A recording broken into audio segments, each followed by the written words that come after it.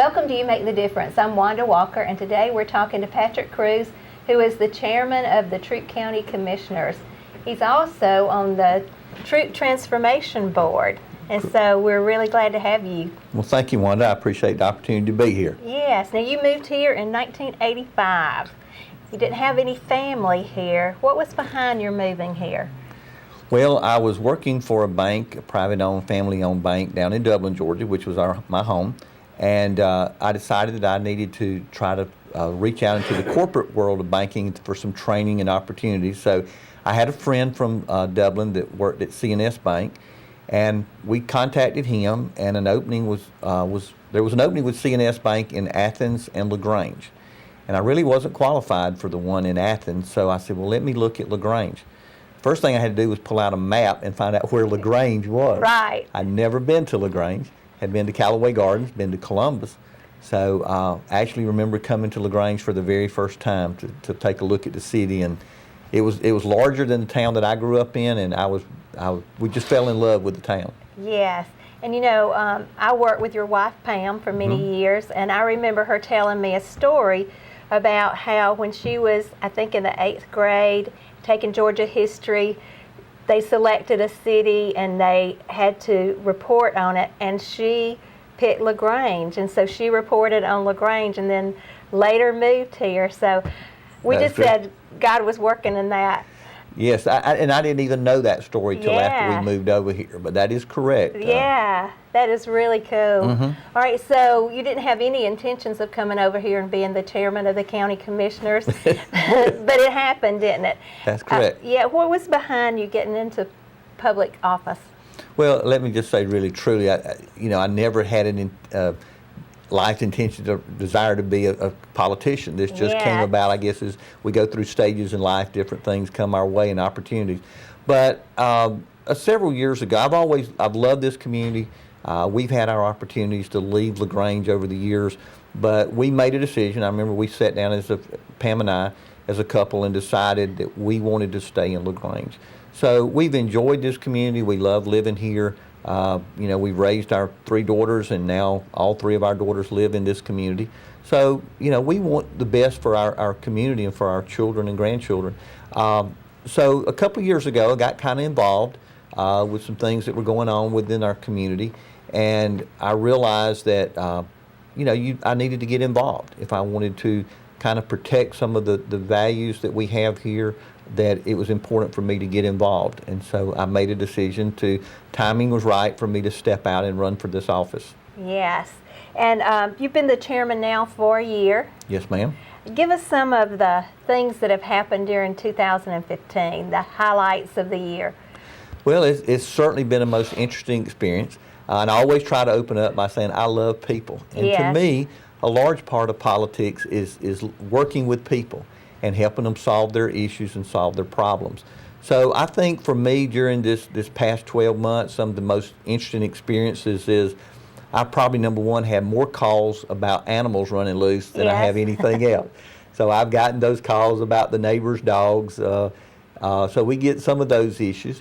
I've had wonderful opportunities to meet different citizens across the community. Been involved with some of the decisions as far as economic development opportunities for the community. Highlight was getting to go to Korea in October as a guest of Kia and Sewon. So I got to go experience the Korean culture, and just being involved and hopefully, really truly thinking that I can make a difference in my community. Yes. And so who has mentored you as you've entered the world of politics? Okay. Well, I think one of the first people I thought about and I just went back to was a gentleman, Hawley Smith, that was the first chairman of our county commission. Hawley, worked at C&S Bank, and he had retired before I moved here. And he was a politician, and as I get around, Hawley had a real good reputation in the community of helping work with groups and individuals. And I think that my training of being in the banking business for so long has given me a certain thought process and a way of doing things that I think about Mr. Hawley a good bit. Yes. And then, there's leaders, I think of President Ronald Reagan, who inspired people. And so I'd like to inspire people in the community to want to do better, or to have better things in our community, and to get involved with government. Yes. And so talk about some of your experiences that prepared you for the leadership of the county. Well, one of the first things that I've always believed in is you've got to get involved in the community. So for the 30 so years that I've lived here in Troup County, I've always tried to get involved in different activities in the community. That's been from civic clubs, and I've been a member of the Kiwanis Club here for a long time. I've been involved with Boys and Girls Club, the Red Cross, the United Way, Twin Cedars, Troop Transformation. Yes. But number one is I believe that it's important to get involved in the community. So my roles of helping those different groups has allowed me to serve as president of the club. I've been treasurer. So I think those opportunities have prepared me for leadership. It certainly has given me an opportunity to meet a lot of people across this community. And when you run a county-wide race, and you think there's 70,000+ people in Troup County, and I don't know near all of the people, those relationships I've developed with people have helped me quite a bit. Yes. Okay, let's talk about the economic challenges of Troup County. What do you see as those challenges? Well, I think there's several things facing us as a community, and again, I'm very pro on LaGrange and Troup County and West Point and Hogansville. To me, the glass is half full. But some of the things that we face as a community are things to do with education, being one of the most important. As we talk to the the manufacturers like Kia and their suppliers, finding a good quality workforce is very, very important. And I had a conversation, it's been about a year ago, with one of the major temporary services here in town that does a lot of work with Kia and their suppliers. And it was very disappointing that one of the issues they raised was that they reject about 25% more of the applications in this community than they do in other communities for people failing to pass the drug test. Huh. And I started trying to delve in with that a little bit. You talking about Troup County people? And they said no, it's really all the people that apply for jobs at Kia. So it could be from our neighboring counties or as far north as Fulton or Cobb or somewhat. But it was very disappointing to know that 25% more of our applicants failed the drug test. Yes. So I think as a community, that's something we need to be well aware of. Again, having a good skilled workforce. I know in talking to Kia that one of the number one hardest jobs that they have to fill are maintenance people. And that surprised me. But I think an educated workforce is one of those challenges that we have. I think the fact that we're kind of in a triangle between Newnan, Columbus, and Auburn is challenging for us at times. And in one way, our citizens see all these things that's going on in the other communities, and they want some of that here. And the fact that we're so close to those other communities and they've grown faster has been a challenge. And I remember when I first moved to LaGrange, Newnan didn't have a theater, and all the people from LaGrange would drive up to Newnan to the theater. People from Newnan would come and shop and dine in LaGrange, and we've seen that role reverse. But I do believe we're in a perfect location. It's natural to think that we're going to see some growth in this area in the next several years. Okay, so what do you think that we have working for us economically that's going to help us? Well, I think location is one of those things. The fact that we are so close to Atlanta, to the Atlanta airport, that we're located along a very busy interstate system. And if you look at a lot of the communities across the state and across the country that have grown, the interstate system is one of those driving forces. I think we have a very diverse manufacturing group here in LaGrange. You look at some of the other communities around us, for example, Newnan or Carrollton, name me 5 Fortune 500 companies that are located in their community. Yeah. And we have a very good, solid manufacturing base. We're lacking retail, and that's what we hear from a lot of people. And I do know that, for example, our chamber is very involved in working with national groups to help bring more retail opportunities to our community. And there's some activity around the mall. We've got a couple areas right now that we're seeing some growth. We're seeing some growth in our industrial base right now. We've had some announcements recently of new jobs coming to our manufacturing side. We did approve a tax allocation district for the owners of the mall, and they have some big plans to bring some new retailers to town. And so you've already seen some activity with a new building going up, and we've got two new additional groups that we are looking for announcements very, very soon. And then we've got our proposed Great Wolf development around Whitesville Road exit. Yeah, tell us a little bit about that. Okay. Well, when people started mentioning Great Wolf, I'd never been there. Yes. So I was like, what is this place? So after being in a meeting or two, I went home and decided to Google Great Wolf Lodges. And I looked particularly at the one in Charlotte area, and started hearing people from LaGrange that had taken their kids or grandchildren to Great Wolf. So I tell everyone, go out and Google and learn a little bit about Great Wolf. But I think it's what people need to understand. This is going to be a destination. We have some people saying, well, our folks won't be able to go to that. That's not entirely correct. This will be a destination like Six Flags or Disney World or other amusement type parks that people will bring their families. It's a family type environment. Mm-hmm. They'll bring their families here to stay in their lodge, and then there'll be a huge indoor water park that they will, as guests of the lodge, be invited to go and participate in at the water park. Right. And on the website in Charlotte, they had opportunities for local people to hold birthday parties, and I think there'll be other events to allow our local citizens to participate. But again, we got to remember, this is a destination. People will come to LaGrange, and they target families that have an income of over $100,000 a year. So these people will come, spend the night, shop, and then they'll go home. And so we don't have to worry about building lots of roads or new schools to accommodate those people. But there's also a huge retail component to this. So we're anticipating, like maybe another theater, restaurants that'll come along as a part of this. Yeah, that's very exciting, isn't it? It is. Now let's talk about your trip to Korea.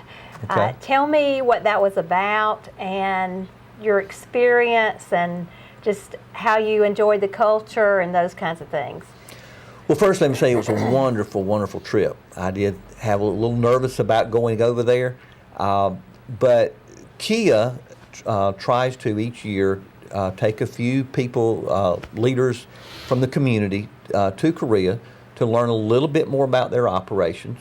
But a large part of the trip was about, we did some tours to learn more about the culture of the Korean people.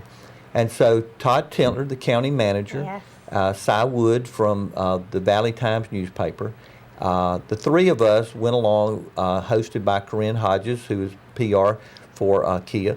We left out in October and did which was almost a week-long trip. We flew into Seoul. We spent one day with Kia and touring some of their facilities over there. And then towards the end of the week, we spent some time with Sewon, one of the major suppliers to Kia. But really, a lot of the trip was about touring Korea and visiting some of their national sites and experiencing food and dining in Korea. But I did have a wonderful trip. My wife had already packed me with peanuts, peanut butter crackers, and so my suitcase was full of a lot of things to eat on. And I honestly only ate 2 cheese crackers the whole time I was gone. Wow, so you enjoyed the food. I enjoyed the food. It was very good. I had to navigate a little bit, but we had a wonderful, wonderful experience. That's great. I know when I went to Israel, we stayed in a hotel, and they cooked with some kind of spice that I was just like, oh, I don't think so. And so I had crackers too. Right. But I ran out of crackers. But the next time I went to Israel, I wanted to make sure I had enough crackers. But the food was different the next time I went. I guess it was just where I was staying that they were using that strong spice, and it was like, oh no, I just can't take it. Well, I think one of the interesting things is one of the local Korean gentlemen told us the thing about when you land over there, when you get off the plane, you're going to see Koreans everywhere. Yes. And one of those facts that I didn't know is Korea is slightly smaller than the state of Georgia. And where we have about 1 billion people, they have 5 billion. Wow. Wow. And so, not billion, I'm saying million. I'm sorry. No, I got to get my numbers straight. They've got 5 times the number of people that we have. I'll get the numbers straight. But it is, I mean, their population is huge on a landmass that's equal to the state of Georgia. Wow. So they were Koreans everywhere. Yes. Very, very busy people. Their cities, their Seoul and the other cities we visited are just as modern as any of our cities here. So it was very interesting to see their culture. Yes, and also I know you probably have toured the Kia plant here, but the Kia plant is very impressive. Right. In the way that they use those robots and how cars go up and the floor opens and the cars go down, and Right. it's just amazing to see that operation, isn't it? It is. And the interesting thing about Korea, I noticed they have no car dealerships. Yeah. Like where we go out Lafayette Parkway here in LaGrange and we see these big car dealerships. Most of the places we saw in the big cities maybe only had 4 or 5 cars in a small building.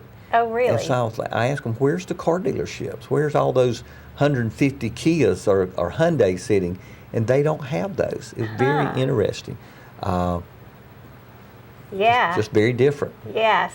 Okay, Patrick, let's talk about what has been your most rewarding experience that you've had as the chairman of the county commissioners? Well, I think the most rewarding part of me is just being able to work with people to try to help them with their issues, whether it's the neighbor's dog that's running wild or issues of discussions about crime, people's concerns about crime in our neighborhood, or representing the county when we have opportunities to go to Korea, Yes. or if someone's coming to LaGrange. We've been on some meetings with other outside business people. You know that you're representing your county and all the individuals that live here, and so I've enjoyed those experiences. Yes. Now, and where do you see Troup County going? Like in the next 10 years, what do you see happening in Troup County? Well, as I said, I believe we're in a perfect location to see growth in our community. And I think we as a community, the challenges for us is to have smart growth, as we talk about, the kind of growth that we can kind of manage and we can see our community grow in the right areas. I don't have to name any communities, but most of us know that some communities to the north and south of us have huge traffic problems. Yes. And I think we have the opportunity to prepare as the growth comes to our community, that we can kind of pick what we want. And we often decline industrial prospects that's coming here. They're not producing the right kind of jobs or enough jobs, or maybe there's just something we as a community don't want. So we have the opportunity to sit back and watch what's coming this way and to plan.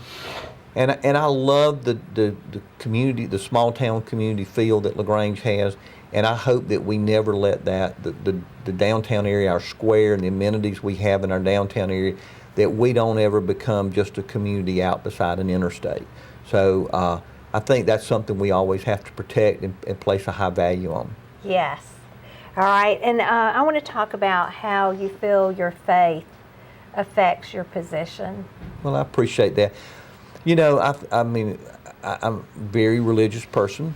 I come from a family that was rural by nature, my mother's family, and they were hardworking people, and they came through the Great Depression, and my grandfather raised a family of 8. Yes. And they believed in working hard, but Sundays was their day that, they rested and they visited with each other, and unexpected guests were always coming by the house on Sunday, and my grandmother had to prepare meals for she didn't know who. But Sunday was a day of rest.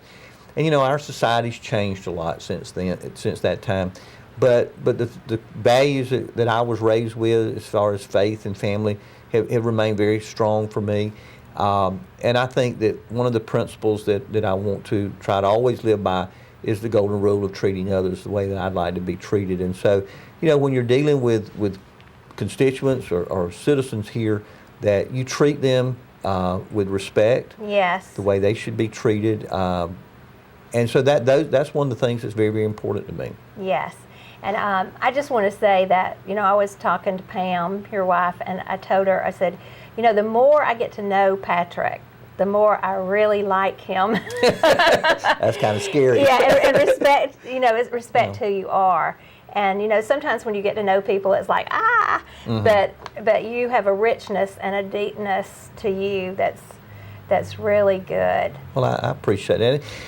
And, we have a great community here with our churches, and I've been very active in my church and looking for opportunities to serve the citizens here in Troup County.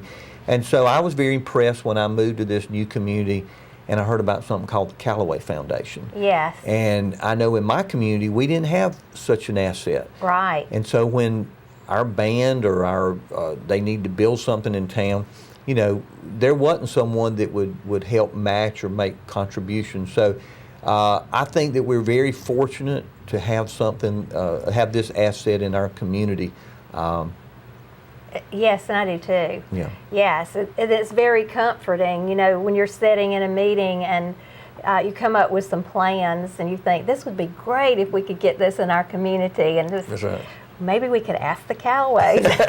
Well, I can tell you that my family and friends that visit from Dublin, they're very impressed, and most of them would die to have a foundation like that is forward-thinking and is very supportive of our community. Because, to face it, the foundation could choose to fund lots of things in other areas of the country, but they choose to spend a lot of money in their own community. Yes, and let's talk about just a little bit. I know that you've been involved with a dental clinic since it started. Right. So tell me you have a passion for that, don't you? I do. A very good friend of mine from college was a Baptist preacher, and he started a free dental clinic up in Kentucky. So when he and I would talk, he would tell me about what his clinic was doing. And about that time, there was some efforts in LaGrange to address the healthcare needs of our community. And so in some discussions with that group, I started looking for the idea of could our church sponsor the dental portion, and another group could do the medical part. So David Henson was my friend, and I talked with him about it, and we came up with a plan. And very fortunate that I ran up with Margaret Ross, who was the wife of a late dentist here and a great volunteer in the community. And so Margaret knew how to run a dental clinic, and also talked to a couple of the dentists in town. And so when we started in October of 2007, we started out in a little trailer that was loaned to us by the local health department. And we started out with a lot of volunteers from both the dentist and dental assistants and all.